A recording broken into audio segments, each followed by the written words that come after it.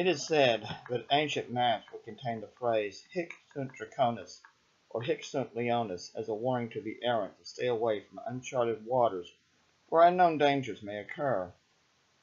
Literalists like to disparage the quotations, citing the lack of evidence of the term's use. Whatever the genesis of the phrase, the idea of "here be dragons" and "here be lions" has entered the popular conscience. I am old school in my approach to scholarship. I follow the dictum of Leopold von Ranke to reflect history in terms of wie es eigentlich gewesen ist. Prefer to write in the active voice, keeping modifiers to a minimum. The prospect of having to trade in my pen and note cards for YouTube and bookmarks is daunting. I am a 63-year-old creature of habit. I do not leave my comfort zone. I don't want to. The dragons and lions can stay where they are. The Chinese consider the dragon to be the symbol of good luck, success, and protection. They were powerful creatures, bearing life's burdens, protectors of the law and justice. They govern water, protecting against fire and floods. They are found on temple bells and represent authority. They love music. They bestow wisdom and prosperity. Lions represent strength. They are fearless protectors of their own. They possess stealth and cunning. They can be frightening to those whose wrongdoing draws their attention.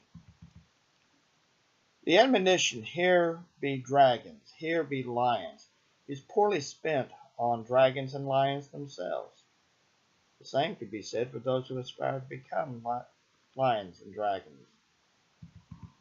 It was Archimedes who boasted, "Give me a lever long enough and a place to stand, and I will move the world." The first part of this quotation is usually referenced, but it is the second that determines ability.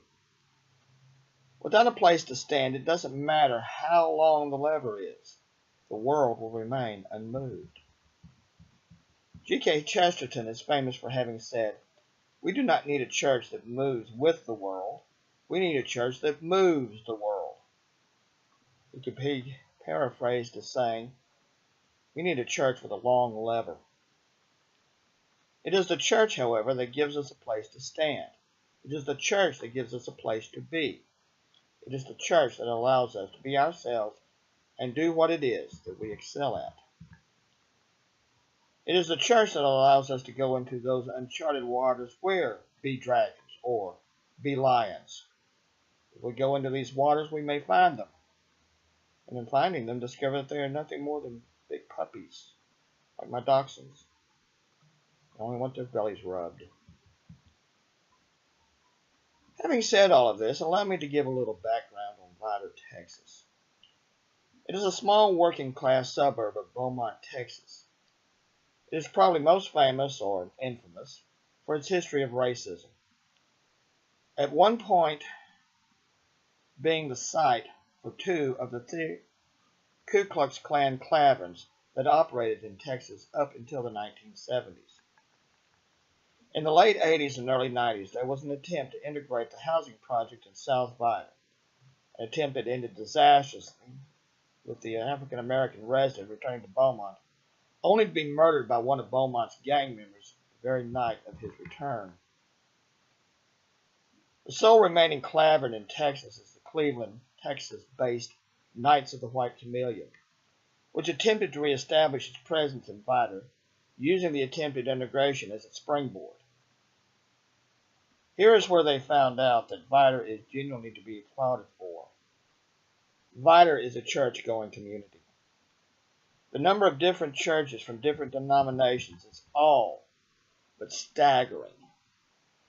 Within walking distance of my house, there are perhaps as many as 10 different churches with about 7 or 8 denominations. It should come as no surprise that the local ministerial council wields quite a bit of influence. The Klan would use inflammatory language and tactics to draw attention to itself. The rallies that they would conduct would gather no more than 150. Most of these would be out-of-town Klansmen and members of the news media. Very few Vidorians showed up. The ministerial council got together, decided to conduct a rally of their own, and did nothing more than make it plain to their own church members that they were expected to show up. Very advanced notice was given, and the rally was held on the Sunday afternoon. 1,500 people showed up. Once the ministerial council came out against the Klan, their backs were broken, and their influence has been negligible ever since. There are 5 great churches invited: First United Methodist Church, First Baptist Church, Eastgate United Pentecostal, Our Lady of Lourdes, which is my parish, and the Williamson Ward House, which is the center for the large number of Latter-day Saints, those inaccurately called Mormons. Indeed, it was in North Vidor that the Latter-day Saints made their first converts in southeast Texas, those being the family of William Williamson over 100 years ago. By and large, these churches and the smaller churches that have spread throughout the area provide not only a venue for religious expression, but also provide for social gatherings. There's a lot of fellowship that goes along with the religious services. The parking lot of area churches are filled to capacity on Sunday mornings, as well as Sunday and Wednesday evenings. Vidor itself is struggling with its past and with the present that includes a methamphetamine epidemic. It is a bedroom community, with most people here, including myself, working in Beaumont or elsewhere at one of the petrochemical plants that form the foundation for economic life in the area. It is nevertheless home to me, my 2 youngest children, and 2 very spoiled dachshunds. Dynamics are underway that may lead me to move from this area within the next 2 or 3 years.